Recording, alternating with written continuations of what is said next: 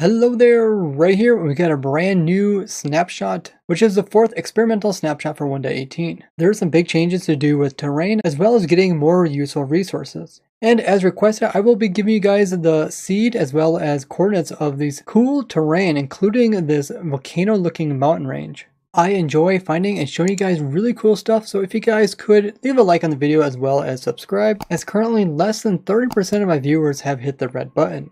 The first change that they did is they made temples so they're now partly buried. I think this is a bad example as this temple is actually completely buried and it's actually right beside all this village, which is insanely spread out from the top of this mountain.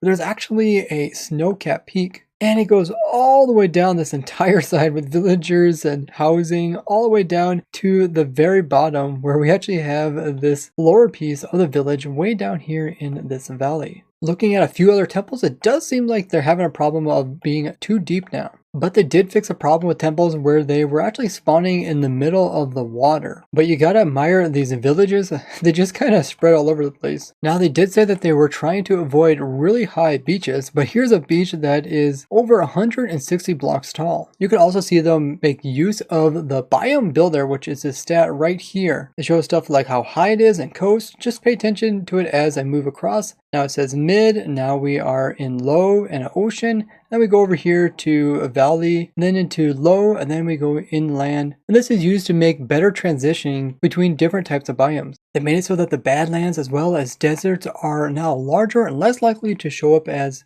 microbiomes that are splotched inside of other biomes. They also made the terracotta go up higher for their bands. And despite this looking like a desert, this is actually still badlands, just with crazy amounts of red sand. And for wooded badlands, they have to be quite a bit taller in order for trees and grass to grow on top of them.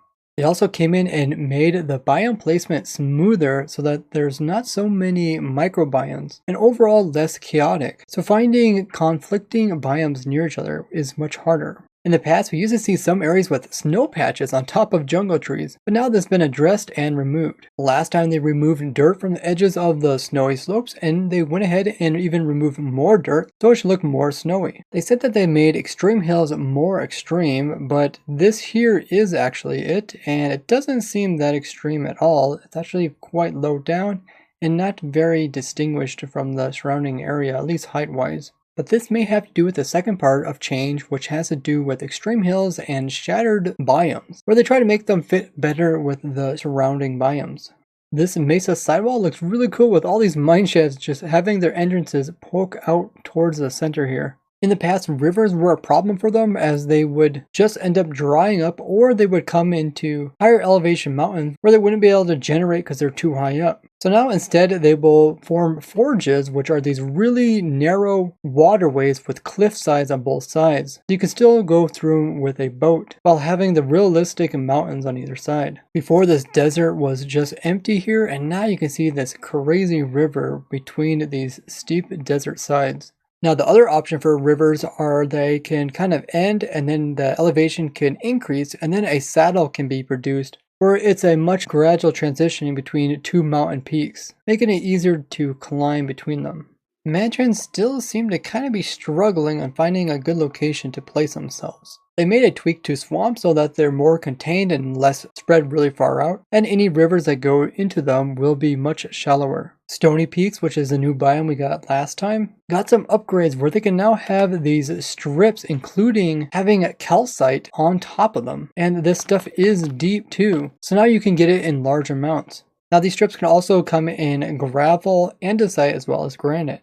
Really cool change, so now you don't have to keep going after geodes in order to get tons of calcite, as it is a really cool building block. Stone Shores also got an upgrade where they can generate strips of gravel, diorite, andesite, as well as granite. But they did come in and reduce the number of andesite, diorite, and granite blobs that can come onto the surface. So now the Stone Shores look less chaotic. They also did some overall changes to do with ores. The first being that when you do find iron ore now, there's going to be more of it in these blobs. The dripstone caves also got an upgrade in that now there's going to be a lot more copper in these biomes. So these are definitely the go-to places if you need to get a lot of it. With this X-ray research pack, you can just really see there's a lot of copper here. And the next best thing is to find one of these copper veins, which are also just downright loaded with it. I had a lot of comments asking what is the seed of this world that I'm using. This is just a random seed and I actually typed it out in chat for you guys. I'll have it linked down below as well, and the coordinates of the Pirate Bay area that I found is right here. And the volcano looking mountain range that I showed last time is also intact, and this is the coordinates. There was no further changes to mob spawning for 1.18, but let me know what you guys think about all of these current changes that they made to the terrain.